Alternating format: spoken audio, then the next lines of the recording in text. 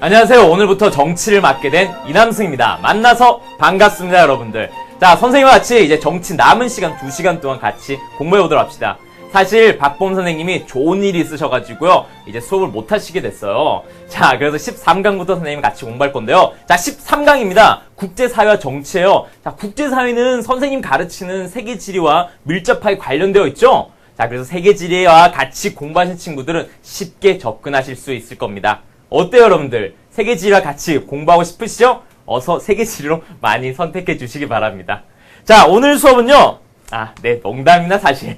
자, 선생님 평소에 박범 선생님 수업을 너무너무 재밌게 듣고 있어가지고요. 오늘 구경 한번 와봤습니다. 자, 그러면 선생님 이렇게 물러나고요. 우리 사회탐구 역량에서 가장 아름다우시고요. 가장 수업을 열정적으로 하시는 박범 선생님 모셔보도록 하겠습니다. 안녕하세요. 안녕하세요, 선생님. 예, 여러분 반갑습니다. 제가 인사를 못하겠네요, 갑자기. 이남승 선생님이 이렇게 잠깐 들러주셨고요. 제가 너무너무 감사드려요, 선생님. 네. 근데 제 이름 발음을 못하시더라고요. 한 번만 해보세요. 네, 박범 선생님이십니다. 죄송해요, 선생님. 아니, 왜 네. 정치에 오셔가지고 세계지리로 많이 오라고. 제가 세계지리 들르면요, 수강무기가 진짜 많더라고요, 요즘. 그쵸. 선택자가 적은데 너무너무 많아서 진짜 놀랬어요. 그 세계지리 듣는 학생 중에 한 명이 제 수강후기에 와서 이남승 선생님 키가 몇이냐고 이렇게 물어보더라고요. 그래서 제가 180을 훌쩍 넘는다 그랬는데 맞죠? 오늘 분장도 안 하시고 이렇게 오셨는데도 너무너무 미남이시고 잘생기시고 선생님. 네, 감사합니다. 네, 소개해 주셔서 너무너무 감사합니다. 세계지리도 많이 선택해 주세요. 네, 여러분 정치 공부 열심히 하시고요. 세계지리도 같이 열심히 공부해 주시기 바랍니다. 네, 선생님. 아니요. 네, 고개 숙이면서. 네, 안녕하세요. 예, 이제 진행해 나가도록 하겠습니다. 네, 선생님 안녕하세요. 네. 열고 나가셔야 되는데. 네. 안녕하세요. 재밌는 정치, 즐거운 봄, 언제나 듣고 싶은 이야기만 하고 싶은 수능특강 정치를 맡은 박봄입니다. 마지막 강의에 이벤트를 해야 되는데 이렇게 지금 13강째 이렇게 신나는 일이 있어서 수업하는 분위기가 너무너무 기분이 너무너무 좋습니다. 이렇게 직접 와서 보시고 또 세계지리 얘기도 하시고 또 정치에 이렇게 초대 손님으로 오시니까 너무 기분이 좋네요. 아무튼 네, 오늘 이번 시간에 공부할 내용부터 선생님 끝까지 잘 마무리하겠습니다. 오늘 이번 시간에 공부할 내용부터 확인을 해보도록 하겠습니다. 네.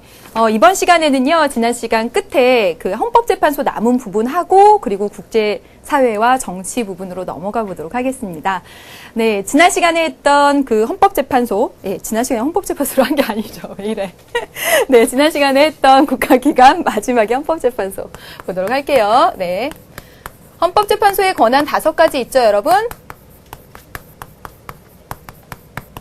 권한 5가지 여러분 꼭 잘 아셔야 되는데 그 중에서도 중요한 것이 뭐냐면 각각의 이 헌법 심판을 제한하는 제한자들에 대해서 잘 아셔야 된다는 겁니다. 그래서 헌법재판소의 권한 5가지 첫 번째 뭐 있죠? 그쵸? 헌법 소원이 있습니다.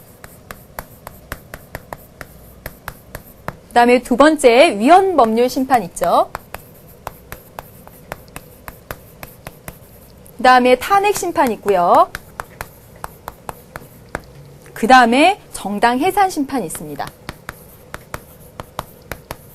그 다음에 권한쟁의 심판이 있죠. 여러분 기억하셔야 될 것, 헌법소원은 국민이 직접 청구할 수 있다는 것, 그리고 위헌법률 심판은 법원이 재청권자라는 사실을 잘 알고 계시죠. 탄핵 심판을 헌법재판소에서 한다면 탄핵 소추는 국회에서 하게 되는 것이죠. 정당해산 심판을 제소할 수 있는 건 정부입니다. 그리고 권한쟁의 심판 기관 간에 이런 다툼이 일어나는 것이고 해당 기관이 청구하게 되는 것이죠. 그래서 이 각각의 헌법재판소가 담당하고 있는 심판을 누가 청구하는 것인지 청구권의 주체를 잘 알고 계시기를 부탁드리겠습니다.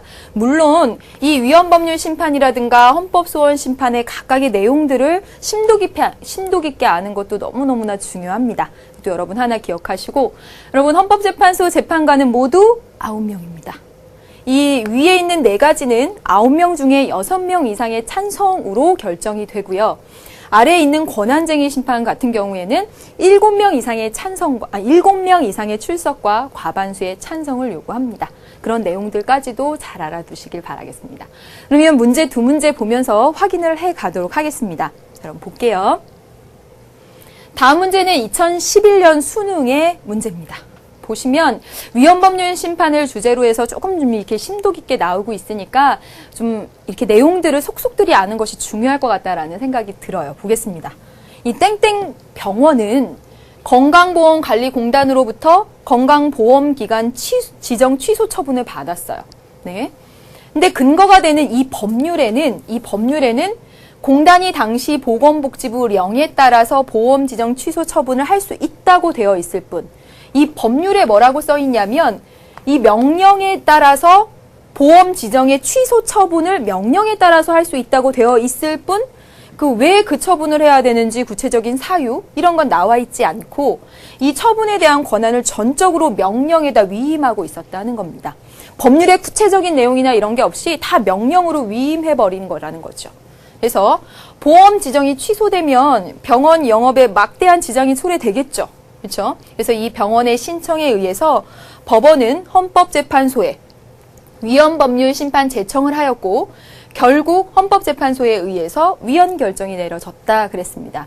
여기 여러분 잘 보시면 병원의 신청이고요. 그렇죠? 병원이 신청을 하고 위헌법률 심판 제청은 법원이 하게 된다는 사실이 하나 나와 있죠. 그리고 위헌법률 심판은 바로 헌법재판소에서 하게 되는 것입니다. 그러면서 여러분 지금 보시면 이 병원이 위헌법률 심판 제청을 신청했는데 그리고 법원이 위헌법률 심판을 제청했고요. 지금 보시면 이 세모 법률의 위헌 여부가 여기서 쟁점이 된다는 사실입니다. 법률의 헌법 위배 여부를 가지고 다투는 것이에요. 지금 헷갈리게 보건복지부 명령이 나와가지고 여러분 혼돈을 하시는데 분명히 이 문제에서는 위헌 법률입니다. 위헌 법률이 포인트가 된다는 사실입니다. 그럼 볼게요, 여러분. 기억. 보건복지부 이 명령의 위헌성 여부가 재판의 대상이 되었다? 명령의 위헌성 여부를 가지고 재판하는 거 헌법재판소 아닙니다. 그렇죠? 법률. 세모 법률의 위헌성 여부를 가지고 다투고 있는 겁니다. 그러니까 기억 아니지요. 그렇죠? 기억은 대통령이 임명한 여러분 여기죠. 이것도 많이 이 문제는 굉장히 어려운 편에 속합니다. 여러분 보시면 지금 기억도 얼마든지 여러분이 혼란을 가지고 올 수 있어요. 여기서 계속 명령 나오니까 기억도 어려운 선지였는데 니은 동안 어려운 선지였습니다. 우리가 보통 헌법재판소 재판관 9명을 대법원장이 국회에서 그리고 대통령이 3인 한다고 알고 있습니다. 그러나 헌법기관이 되는 이 헌법재판소의 재판관 9명 모두는 임명장을 대통령이 주는 것입니다. 그래서 대통령이 임명한 9명 하는 부분이 맞습니다, 여러분. 구성되며 6인 이상의 찬성으로 법률의 위헌이 결정되죠. 네, 맞습니다. 그 다음에 디귿. 기본권을 침해당했더라도 개인은 위헌법률 심판 제청을 할 수 없죠. 위헌법률 심판 제청을 할 수 없죠. 지금 개인이, 사인인 병원이 신청을 하고 법원이 제청을 하도록 되어 있죠. 법원이 제청권자라는 사실, 청구권자라는 사실 기억하라는 얘기입니다. 그 다음에 리을 볼게요. 디귿으로 미루어 봤을 때, 위헌 결정이 내려온 것으로 미루어 봤을 때 이 세모 법률의 해당 조항으로 인해 직업 수행의 자유가 침해되었음을, 그 헌법에 써 있는 개인의 직업 수행의 자유가 이 법률에 의해서 침해되었음이 나타났다 하는 거 알 수가 있죠. 그래서 정답은 니은, 디귿, 리을 다 맞는 내용입니다. 어려운 문제였죠. 네, 다음 볼게요. 이 문제는 교재 134페이지 5번 문제를 변형했습니다, 여러분. 네, 그래서 이 지문을 잘 보세요. 병역법 제88조에 보니까 현역 입영 또는 소집 통지서를 받은 사람이 어떤 정당한 사유 없이 5일 안에 입영하지 않거나 3일 안에 소집에 응하지 않을 경우 징역에 처한다고 나와 있습니다. 또 잘 보세요. 위헌 법률 심판 제청을 신청한 사람은 개인입니다.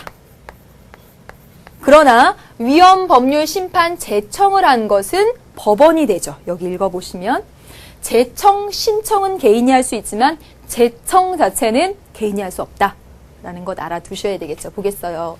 네, 입법자가 양심적 병역 거부자들에 대해서 어떠한 최소한의 고려라도 한 흔적이 찾아볼 수 없는 바, 이것은 이 법을 만든 사람이 이 사건 법률 조항에 의해 구체화된 병역 의무의 이행을 강제하면서 사회적 소수자인 양심적 병역 거부자들의 양심의 자유와 심각하고도 오랜 갈등 관계를 해소하기 위해 또 조화를 도모할 최소한의 노력도 하지 않고 있다고 보이므로 이들에게 일률적으로 입영을 강제하고 입영을 강제하는데 입영을 안 했을 때 형사처벌을 하는 것은 기본권 제한 원리를 준수하지 못하여 양심의 자유를 아주 과도하게 침해하는 위헌적인 규정이라고 보여진다.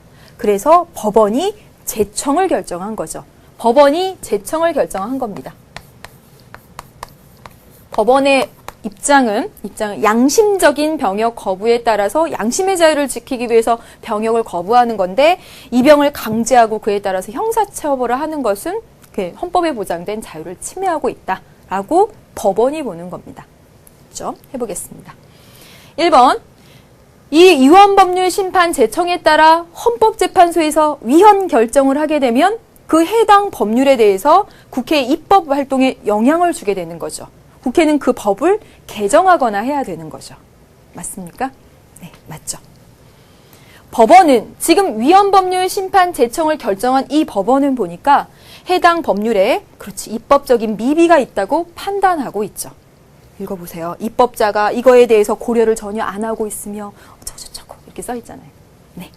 3번.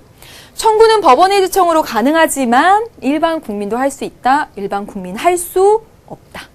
하려면 위헌법률 심사형 헌법 소원을 하러 가야 되는 거죠. 그렇죠? 네. 법률의 위헌 여부가 재판의 전제가 된 경우에 이 재판 중인데 이 법률이 위헌인지 아닌지 여부가 굉장히 중요할 때 법원이 청구하게 됩니다. 그렇게 되면 5번 보세요. 재판부는 헌법재판소의 결정이 있을 때까지 이 사건에 대한 재판을 중지시키죠. 네, 모든 내용도 여러분 다 잘 기억을 해두시길 바라겠습니다. 이 법률이 헌법에 위배되는지 여부가 재판의 아주 중요한 전제가 될 때 법원이 신청을 하게 되고 이 신청을 하게 되면 재판이 중지된다라는 사실입니다. 네, 여기까지 해서 여러분 헌법재판소까지 살펴보았습니다. 네, 너무너무 중요한 내용이고 사실 위헌법률 심판에 관련해서 이 헌법재판소 권한 5가지 가운데 위헌법률 심판에 관련해서는 기출이 정말 많이 됐고 출제될 가능성이 너무너무 높기 때문에 여러분 꼭 정리를 해두셔야 될 것 같습니다. 네, 그러면 여러분 오늘 이번 시간에 국제사회와 정치 정말 들어가게 되는데요. 네, 이 부분에서 중요하게 공부할 내용들 확인해 보도록 하겠습니다. 첫 번째는 국제사회의 특징입니다. 네, 국제사회의 특징 4가지, 5가지 정도로 정리를 하면서 그 중에서 정말 중요하게 이야기되어지는 것들이 뭐냐면 여러분 탈냉전 이후에 현재 국제사회에서는 오히려 그 이념 갈등 속에서 잠재되어 있던 국지적인 민족 간, 인종 간, 종교 간 그런 대립, 이런 국지적인 전쟁들이 많이 일어나고 있는 특징들, 그런 것들 이야기했었고 세계화, 지역화 이런 내용들 이렇게 기억을 해두셔야 됩니다. 그 다음에 두 번째로 살펴보는 것이 국제사회를 바라보는 관점. 정말 거의 매해 출제되는 부분이 되죠. 이상주의와 현실주의 관련해서 여러분 꼭 공부를 해두셔야 되겠고, 그 다음에 세 번째, 국제기구. 그 중에서도 국제연합에 대해서 잘 알아두셔야 되겠고, 작년에 기출된 내용을 보면 국제법이 대단히 어렵게 나온 편이었습니다. 국제법에 대해서도 여러분 정리를 해두셔야 되겠고요.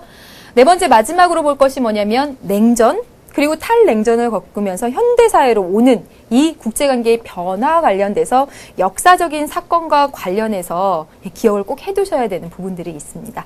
그래서 빈출 개념 아주 중요한 포인트들이 되겠습니다.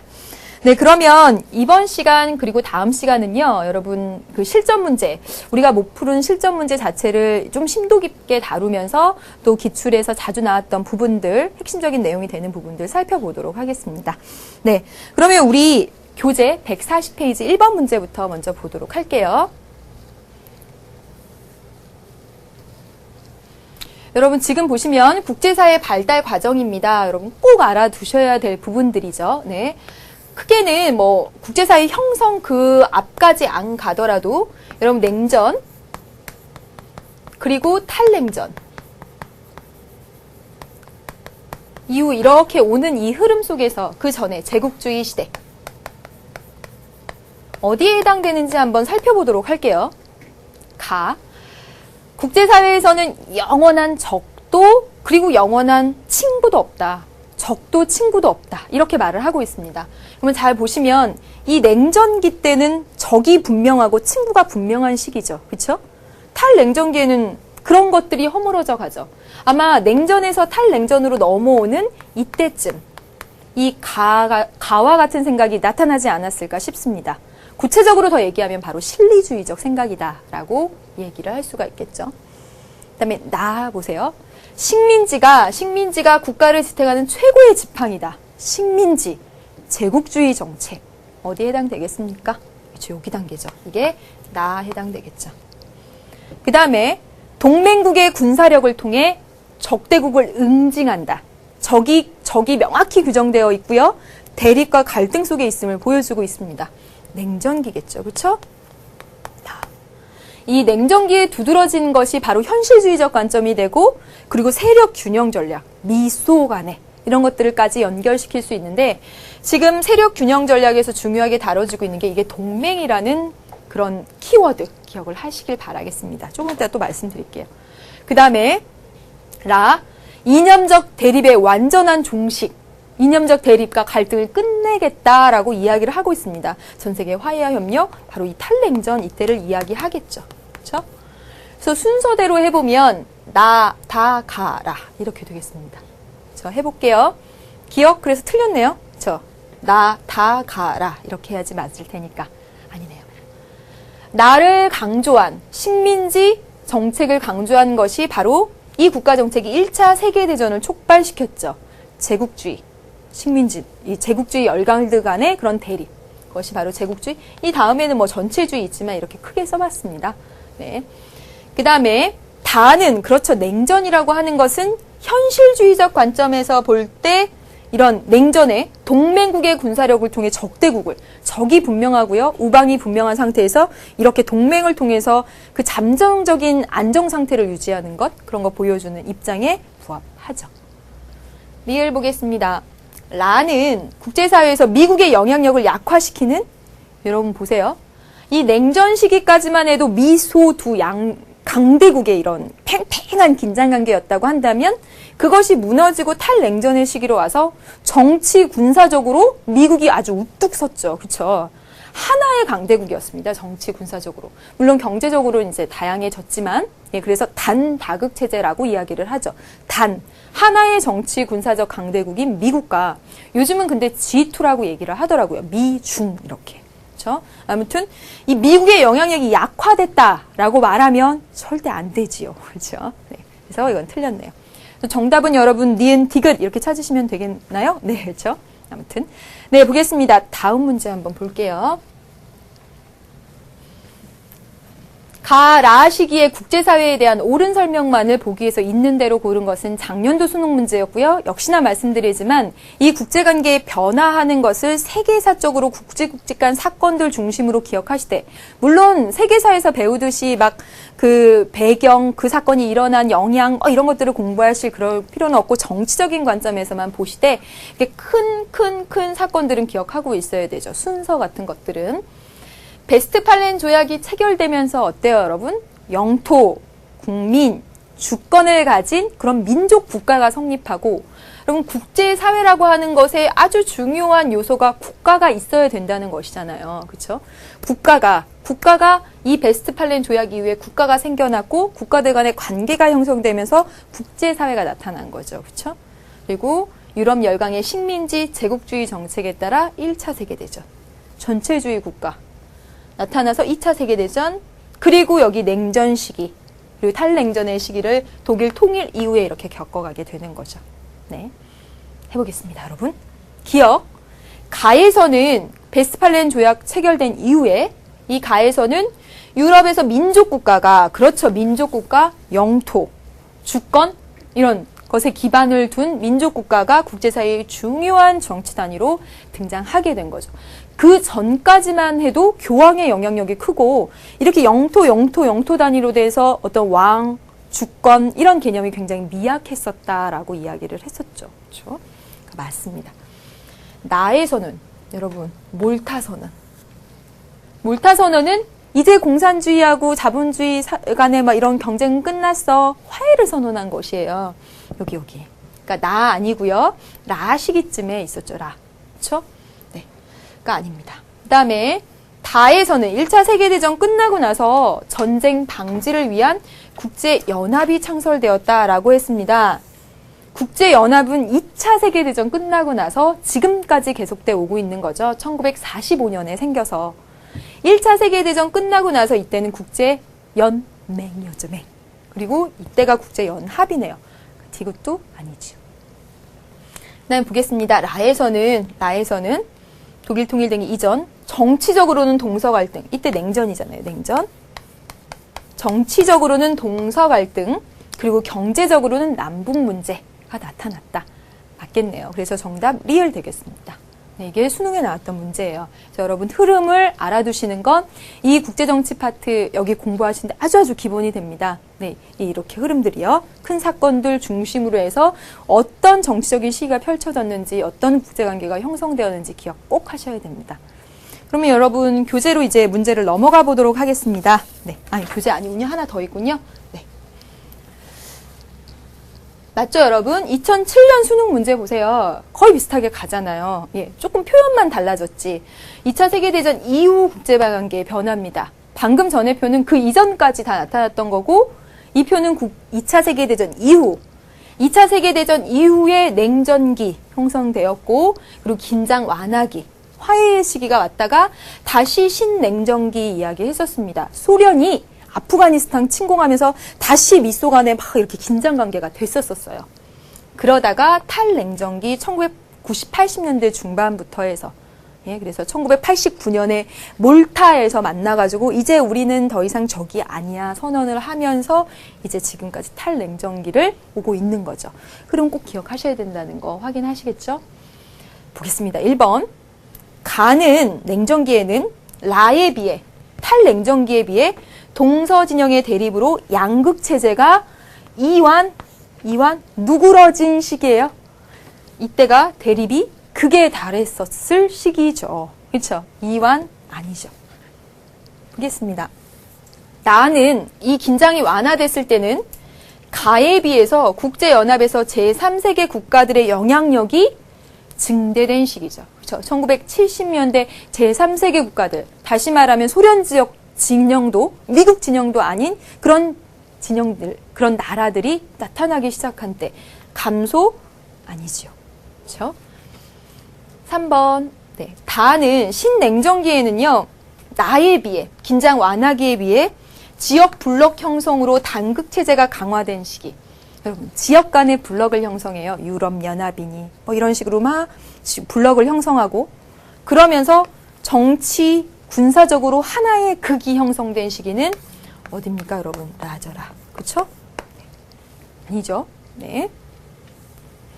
그 다음에 보겠습니다. 라는 탈냉전기에는 냉전기에 비해서 정치적 협력과 상호 의존이 그렇죠. 확산된 시기입니다. 세계화된 시기, 상호 의존성 증대되고 있고 핵 문제라든지 환경 문제라든지 어떤 한 나라의 힘으로 해결할 수 없는 문제들이 마치 커지면서 상호 의존성이 증대된 시기라.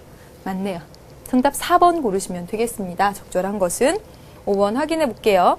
라는 탈냉전기 때는 이 신냉전기에 비해서 국제분쟁 해결 과정에서 비정부기구의 역할이 감소됐다.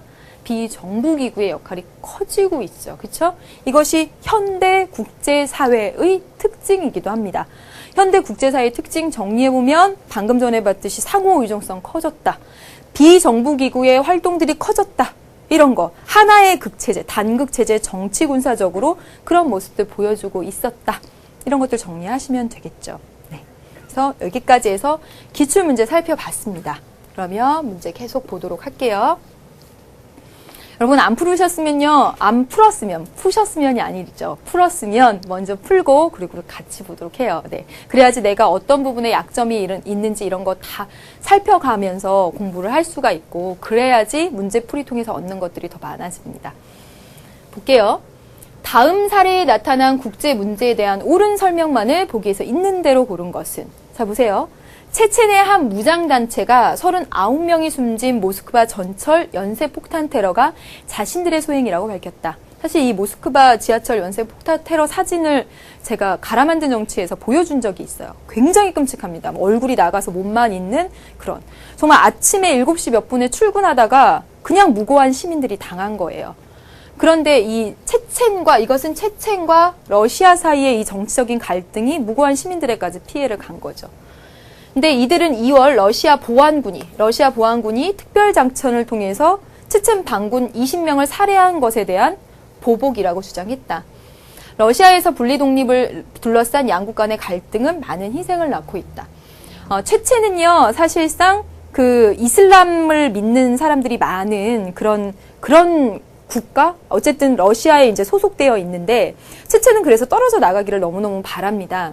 근데 러시아는 이런 경제적인 이득, 거기에 굉장히 많은 유전이 있고, 그리고 그런 아주 가치가 굉장히 많대요. 그래서 체첸의 분리 독립을 인정하고 있지 않죠. 그래서 끊임없이 이런 작은, 어쩌면 큰 이런 테러들, 그로 인해 무고한 사람들이 목숨을 잃고 있고 이렇습니다.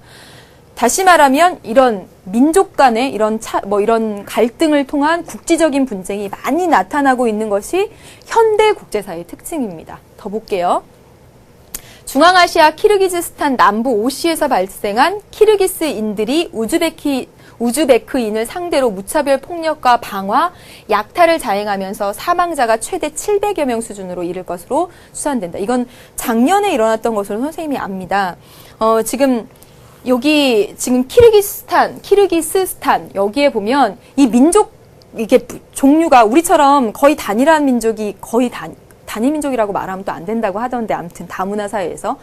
그런데 이렇게 갈등이 없는 사회에서 살면 잘 이해를 못 하겠지만, 이 사회를 보면 키르기스인들이 한 70%가 되고요. 그다음에 우즈베크인들이 한 13% 정도가 된대요. 이 사람들이 주를 이루죠. 그러면서 이들에 대한 이제 뭐 차별 이런 것들이 있나 봐요. 그러면서 이제 약탈을 자행하면서 사망자가 700명. 그래서 정말 많은 우즈베크인들이 막 이제 피신을 해왔습니다.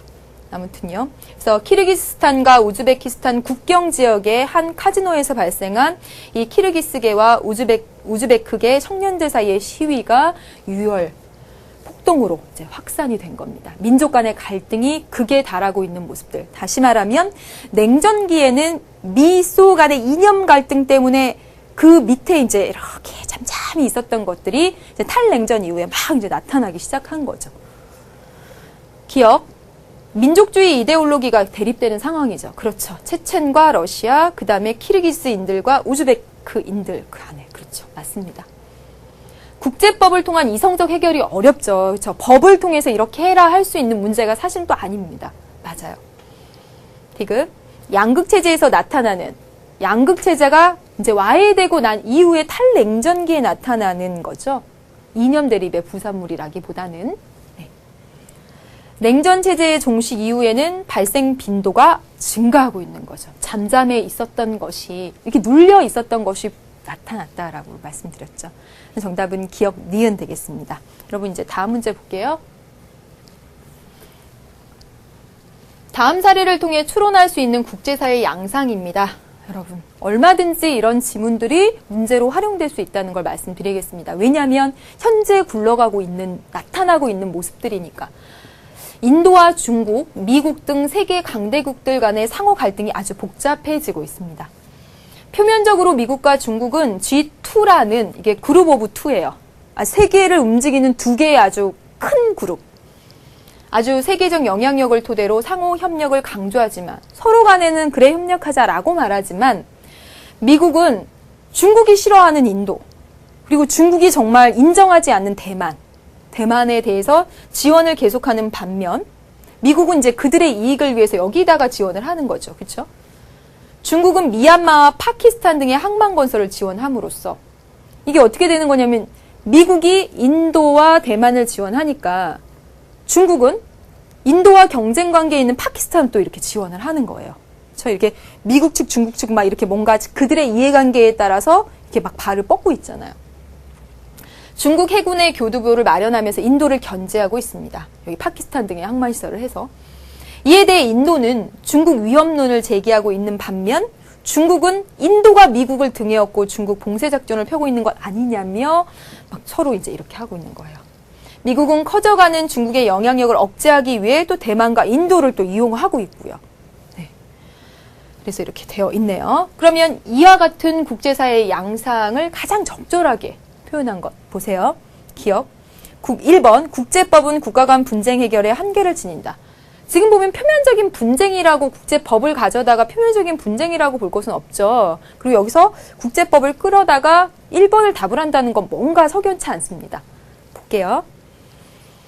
강대국 간의 대립이 약소국의 경제적 이익을 가져온다. 뭐 이익을 가져올 수도 있고 피해를 가져올 수도 있습니다. 지금 이제 미국과 중국이 대립하니까 그 옆에서 중국을 견제하기 위해 미국이 인도랑 대만을 지원해주는 과정에서 물론 경제적 이득이 있을 수 있지만 이 지문에 대한 결론으로 2번을 하기? 이것도 어쩐지 좀 그렇습니다. 맞죠? 보겠습니다. 강대국들은 3번이 정답이 되겠네요.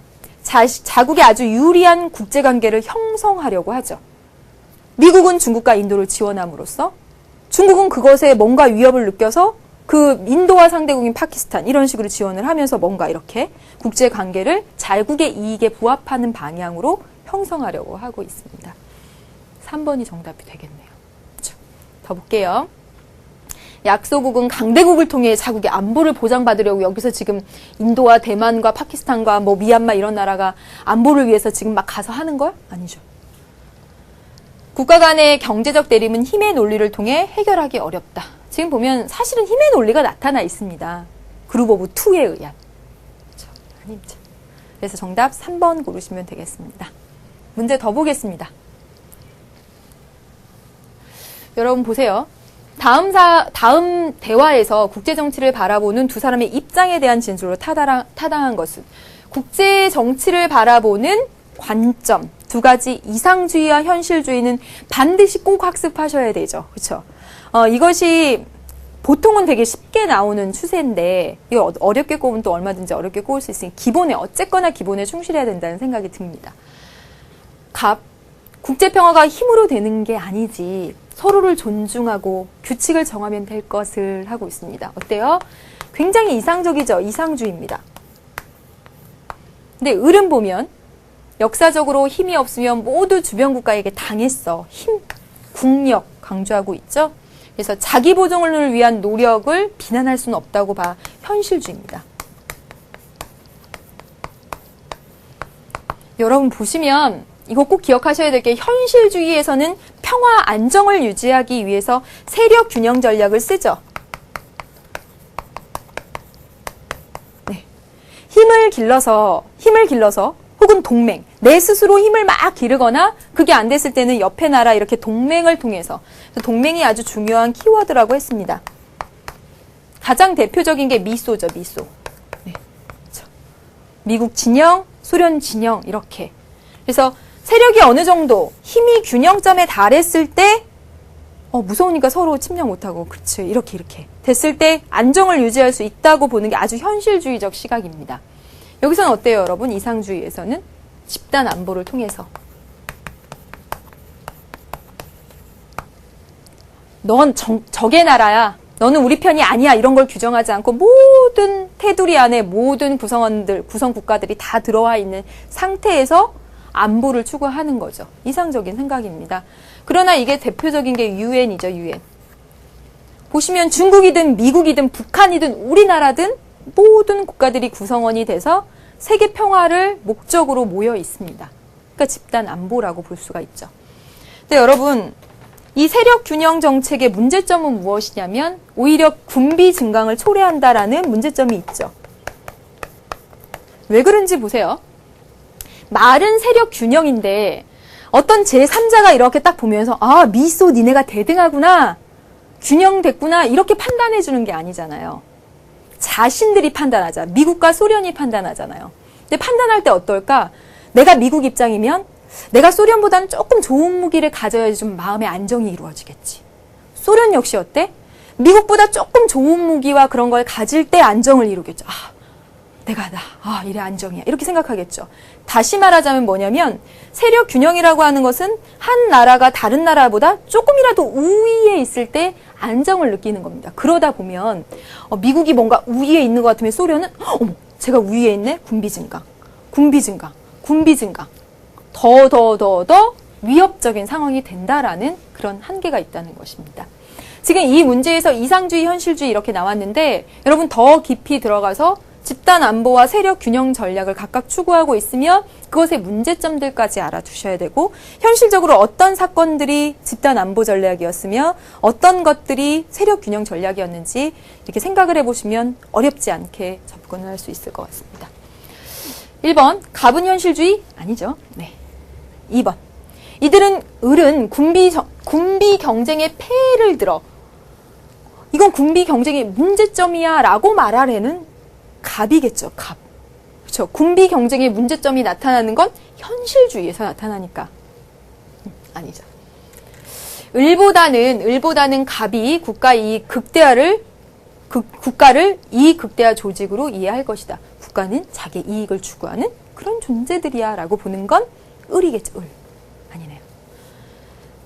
3번, 을은 갑에 비해 현실주의를 가진 을은 갑에 비해 국제 NGO 등에 의한 평화 정착 노력에 회의적이죠. 힘이 있어야 된다니까 무조건 힘이지 뭐 대화 뭐 이런 게 아니지 이렇게 생각하죠. 그래서 을은 갑에 비해 회의적일 것이다. 맞네요. 5번, 갑은 국가 존립을 위한 유효한 전략으로서 갑은 집단 안보 전략이죠. 세력 균형은 을입니다. 네, 알아두셔야 될 거. 하나 더 보겠습니다. 국제정치를 바라보는 이거 하나 더 볼게요. 143페이지의 7번입니다. 핵은 언제나 위험하지요. 여러분 자 보세요. 핵은 언제나 위험하지요. 모든 핵을 완전히 폐기하기 위한 그런 국제적 합의를 이끌어내야 해요. 합의가 필요합니다. 대화를 통해서 이성적이잖아요. 우리 이상주의죠. 그랬더니 을이 뭐라고 하냐? 아니 나가 뭐라고 하냐면 핵을 가진 나라들을 무시할 수 없어. 현실적으로 어떻게 무시하냐? 그들의 힘을 인정하고 강대국들의 힘을 인정하고 핵 보유국들의 새로운 핵 개발 억제를 위해서 노력하는 것이 가장 현실적이지. 일단 강대국이 가진 핵은 인정하자라는 거죠. 힘을. 보겠습니다. 기억. 가와 달리 나는 국가의 이성적 판단. 이상주의가요. 개인도 이성적이고 따라서 개인이 모인 국가도 이성적이라고 보는 겁니다. 그렇기 때문에 대화와 토론과 합의를 통해서 국제법을 만들어서 지킬 수 있다고 보는 거예요.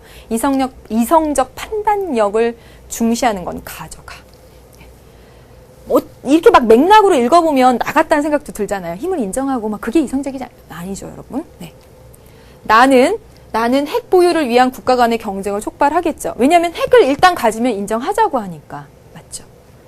그다음에 국력이 약한 나라일수록 나의 입장을 취하겠어요? 국력이 약한 나라는 나의 입장을 취해서 그들의 힘을 인정하면 언제나 종속관계가 되잖아요. 국력이 약한 나라일수록 완전 폐기를 위한 이 방안을 더 바라겠죠. 그다음에 가보다는 나의 입장이 갈등 상황을 실제적 위험을 분석하는데 그렇죠. 이게 현실적이니까. 맞네요. 네. 문제 더 보도록 하겠습니다. 네. 이 문제는 2008년 수능 문제입니다, 여러분. 볼게요. 방금 했어요. 집단안보는 이상주의에서 보고 있는 거죠. 하나는 전체를 위해, 전체는 하나를 위하여라는 정신에서 이는 가상 국가의 침략에 공동 대응할 목적으로 국제사회의 대부분의 나라들이 참여해서 평화 질서를 유지하려는 노력입니다. 집단으로, UN 같은. 또한 집단안보는 사전에 너는 적의 나라, 우린 친구 이런 것을 해서 편 나누기를 하지 않는다라는 거예요. 대신 침략자가 등장할 경우 이를 적으로 규정해서 공동 대응합니다. 여러분 보셨죠? 리비아. 카다피 정권에 대한 공동 대응 보셨잖아요. 물론 이제 이런저런 그거에 대한 평가들이 많긴 하지만 어쨌든 간에 공동 대응하고 있는 모습도 보여줍니다. 반면 군사 동맹, 이 군사 동맹을 통해서 세력 균형을 추구하려고 하는 거죠. 여럿이 하나에 대항하기 위해 체결한다. 즉 군사 동맹은 사전에 너는 적의 나라, 아닌 나라 이런 것을 구분하여 이에 대처하기 위해 이해관계국 간의 힘의 제휴를 꾀하려 힘의 동맹입니다. 1번 집단 안보에 해당하는 대표적인 기구가 그렇죠. 국제연합이죠. 네, 맞습니다. 그 다음에 2번 과거에 미소 간의 냉전은 집단 안보를 원활하게 작동하는데 큰 장애 요인이 되었죠. 그렇죠? 국제연합이라는 것이 있는 가운데서 미소 간의 대립이 존재하고 있었던 것은 사실 국제연합이라는 그런 집단 안전보장 장치 체제가 제대로 돌아가게 하는 데는 큰 장애가 됐죠. 왜냐하면 적국과 우방을 구별하지 않으며 국제 평화를 위해서 공동으로 대응하자는 그 기조에 사실 어긋난 거니까. 그래서 맞죠. 그 다음에 기억은 힘의 절대적 우위를 바탕으로 침략자에 대한 사후적 응징. 뭐예요? 군사 동맹이죠. 힘의 우위, 힘을 인정하고 있는 것. 니은이 됩니다. 4번. 이 군사 동맹의 목적은 군사적 세력 균형을 통해서 세력 균형, 그렇죠. 세력 균형을 통해서 자국에 유리한 국제 관계를 조성하려는 데 있죠. 네. 미소가 보여줬던 것들이 그렇습니다. 5번. 기억은 니은에 비해 기억은 집단 안보는 군사 동맹에 비해서 보편적 가치를 중시하는 이상주의. 맞네요. 그렇죠? 그래서 5번도 맞습니다. 네, 여기까지 풀어봤는데요. 이상주의와 현실주의 관련된 문제는 정말 매해 많이 출제가 되는데 작년처럼 쉽게 출제가 된 적도 있고 지금 살펴본 문제 2008년 수능처럼 사실 조금 까다롭게 나오는 적도 있습니다. 가장 까다롭게 나왔던 것을 기준으로 해가지고 여러분 세심하게 정리를 해놓으시길 바라겠습니다. 다음 시간에 정말 마지막 강의입니다. 국제사회 그 부분 정리, 국제사회 정치, 국제정치 부분 마지막으로 정리하겠습니다. 수고 많으셨습니다. 안녕.